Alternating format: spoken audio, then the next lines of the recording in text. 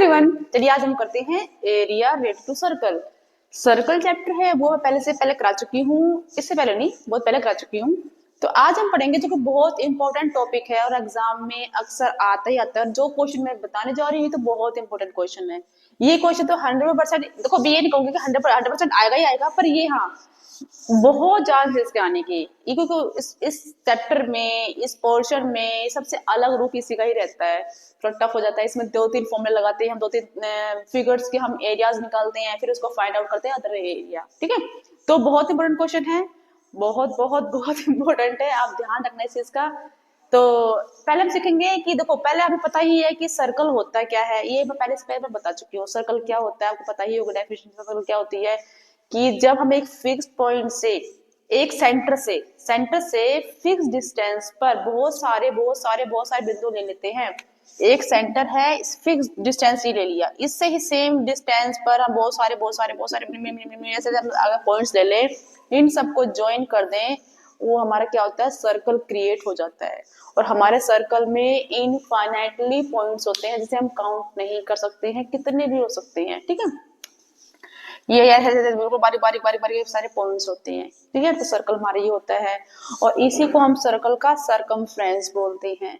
ठीक है, कर्व होता है, ये सब सरकमफ्रेंस बोलते हैं। पूरी बाउंड्री की टोटल है, पूरी बाउंड्री की टोटल लेंथ को, आसपास के एरिया को हम सरकमफ्रेंस बोलते हैं। पेरीमीटर क्या होता है? पेरीमीटर होता है जब बाउंड लाइन सेगमेंट्स के साथ कोई फिगर क्लोज होती है, लाइन सेगमेंट के साथ अगर फिगर क्लोज होती है उसे हम पेरीमीटर बोलते हैं। अगर राउंड शेप में है, कर्व शेप में है, उसे हम सरकमफ्रेंस बोल देते हैं। ओके, तो ये हमारा सरकमफ्रेंस है, और सरकमफ्रेंस पर हमारे बहुत सारे पॉइंट्स होते हैं, तो ये हमारा सर्कल होता है। सेंटर से सरकमफ्रेंस के किसी एक पॉइंट को टच करने वाली लाइन को हम रेडियस बोलते हैं। सेंटर से सरकमफ्रेंस के किसी भी एक पॉइंट को टच करने वाले लाइन को रेडियस बोलते हैं। सरकमफ्रेंस के दोनों पॉइंट से, ये सेंटर से होती हुई लाइन, एक सरकमफ्रेंस से दूसरे सरकमफ्रेंस के पॉइंट को सेंटर से पास होती लाइन जो गुजरती है उसे हम डायामीटर बोलते हैं। ये तो हमारा पूरा यहाँ से तक क्या होगा, डायामीटर हो जाएगा, पूरा यहाँ से लेकर पूरा यहाँ तक, ये हमारा डायामीटर हो जाएगा। ठीक है, ये हमारा डायमीटर हो गया। चलो रिवीजन कर लेते हैं हल्का फुल्का सर्कल के बारे में, इसमें क्या क्या चीजें होती हैं, क्योंकि हमारे पास सेगमेंट आएगा, आर्क आएगी।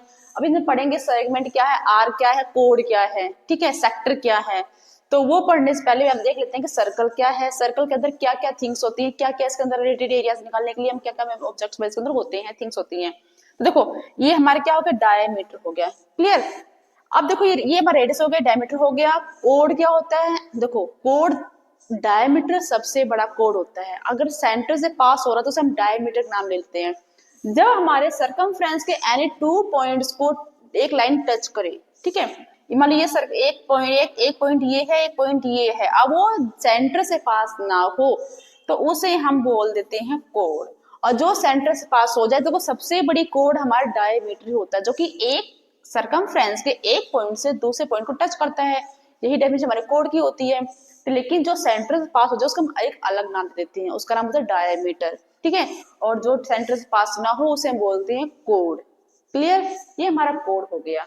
अब एक देखो, जो हमारा ये रीजन एरिया है ना, जो ये एक पॉइंट से दूसरे पॉइंट के जो रीजन होता है, ये वाला रीजन, ये इस एरिया को हम बोलते हैं आर्क, इसे हम बोलते हैं आर्क।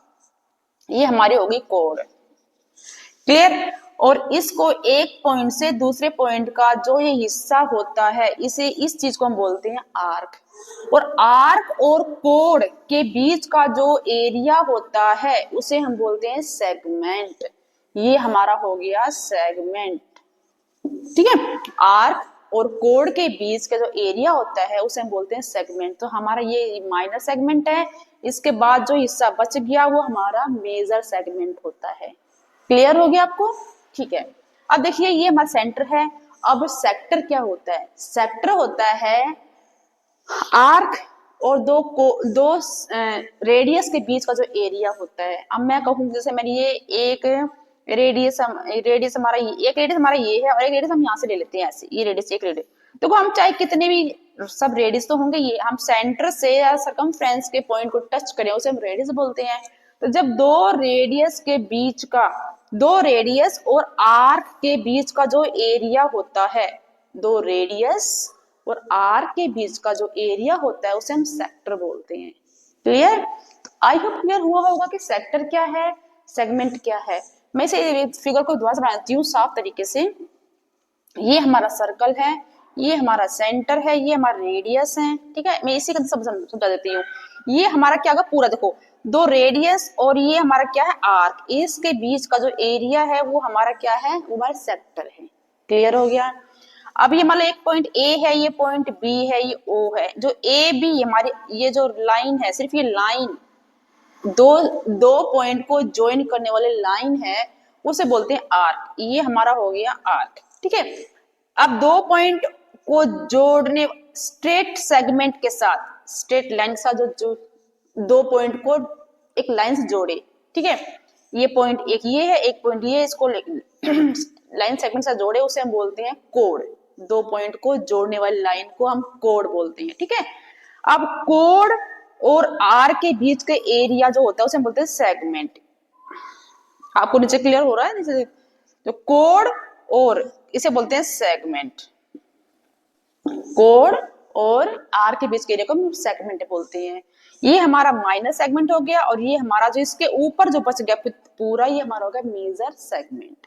तो हमारे कुछ चीजें टर्म्स हैं जो हमें पहले पता होनी चाहिए, उसके बाद हम क्वेश्चंस को सोल्व कर पाएंगे, ठीक है।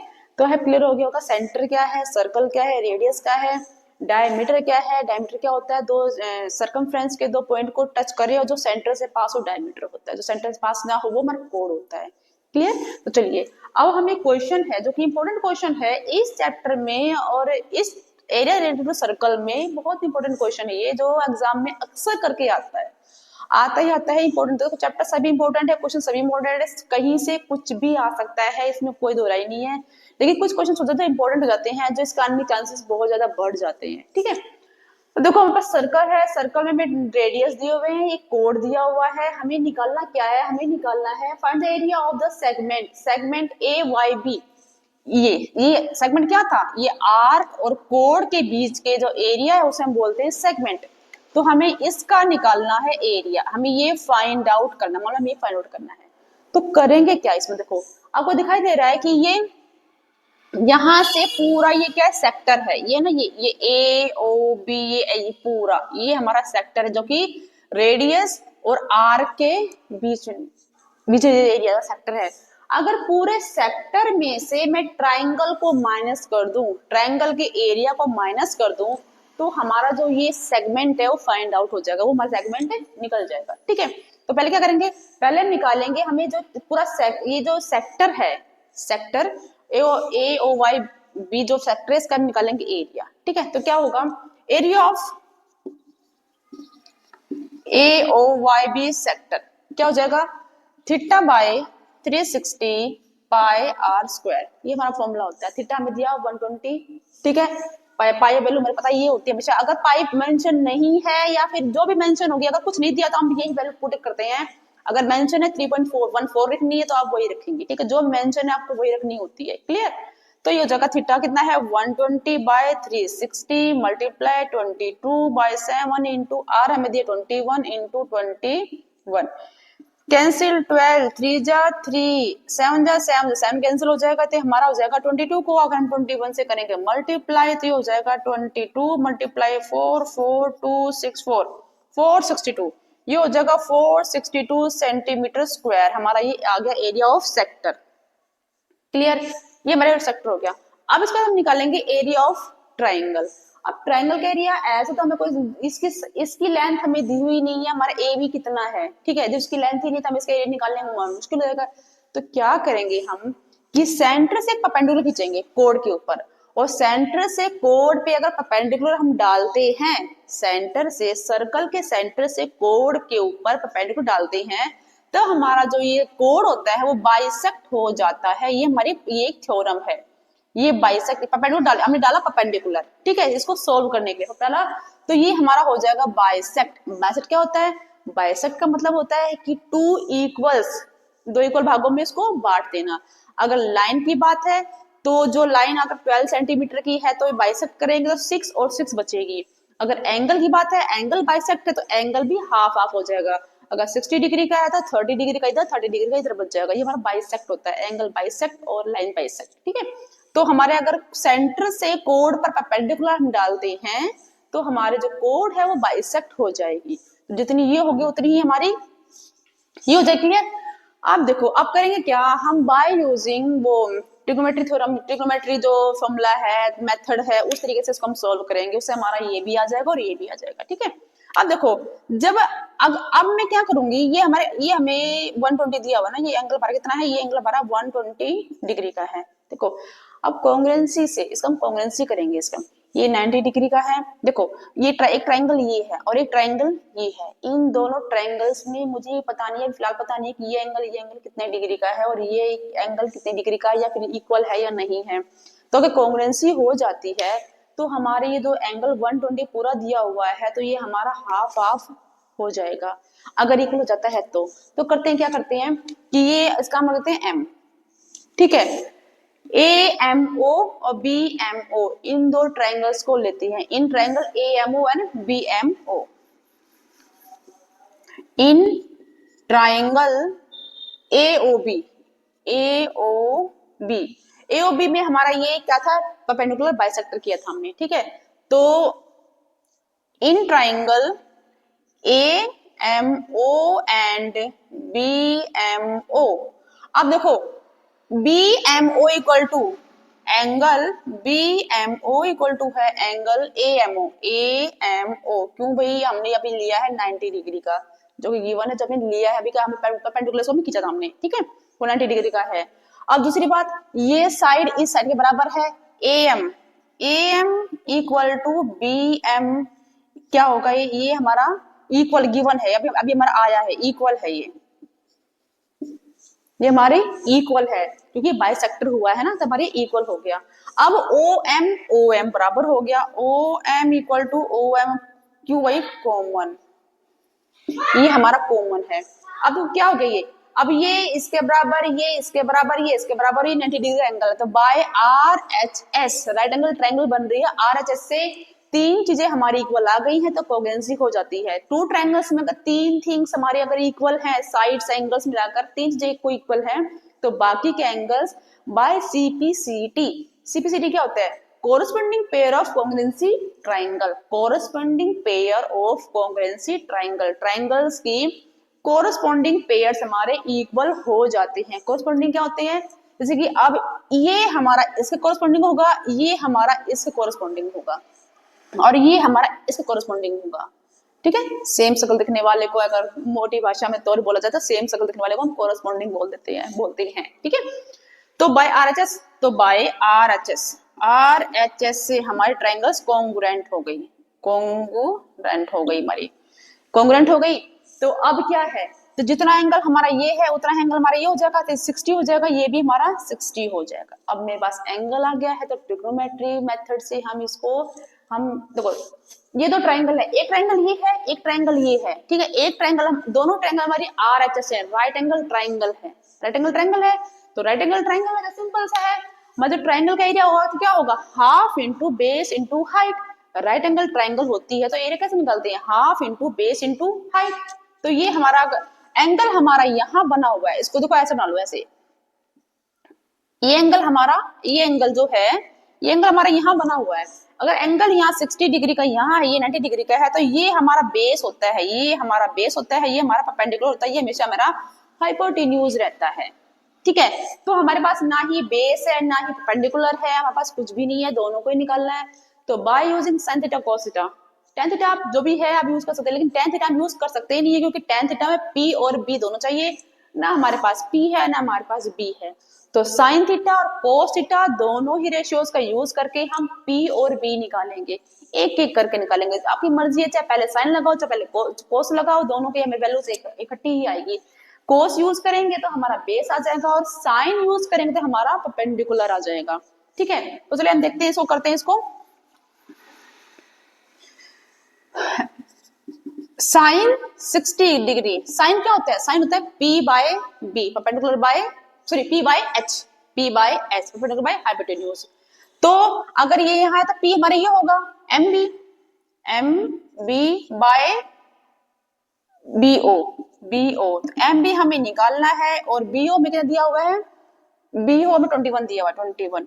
और sin 60 कितना होता है, √3/2। sin 60 कितना होता है सॉरी, sin 60 कितना होता है, √3/2।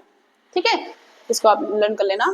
तो आप क्रॉस मल्टीप्लाई करेंगे तो 2MB = 21√3। तो MB कितना हो जाएगा, MB हो जाएगा 21√3/2।